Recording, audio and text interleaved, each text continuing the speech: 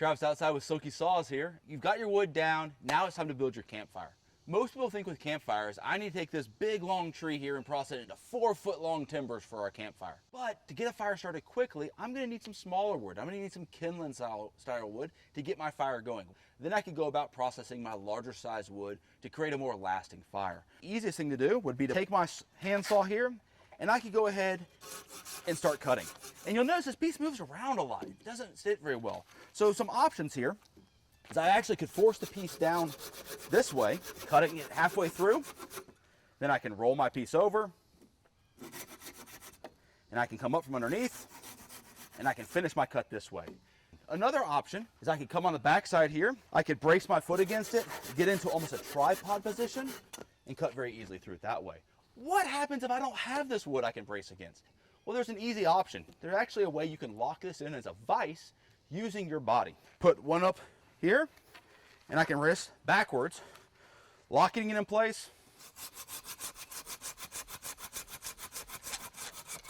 and I can cut it through this way. If I have a smaller piece of wood that's going to fit easier in the crook of my leg, like this piece here, I can simply brace it against my thigh and cut it through this way. All being careful as I cut to make sure my saw path sweeps away from the body.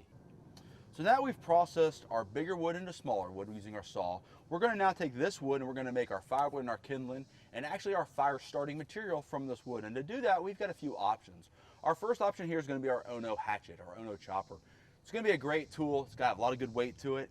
The other option is we have our Nada, and the Nada here almost kind of resembles that of a machete, but it actually works really well as a chopping tool versus a swinging tool like a machete would. So to do this, what we're going to do is we're going to take our first piece, we're going to place it on our log, and we're going to just sink our Nada into it. And then we're actually, instead of swinging our Nada, we're just going to drive through, making one piece of kindling. Now I can use the Ono and do the exact same thing. And it comes down to that personal preference of how you want to go about building your kindling. So now that I've got some small kindling, I'm going to simply just take either one of my tools. I prefer my Nada for this, and I'm actually going to just shave the end of the wood, and I just keep on building all my fire starter. Once you got a good pile of fire starter, then you can take your kindling and you can start assembling it. Now I prefer the Lincoln log technique of kind of going back and forth until I get a nice little base. If I had some dry brush to stick in here, I would. If I had maybe some lint from a dryer, I could stick that in there.